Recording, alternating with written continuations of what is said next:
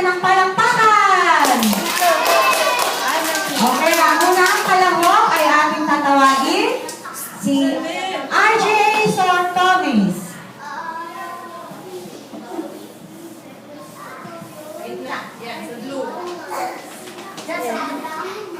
Ito sa blue sa blue. Wow.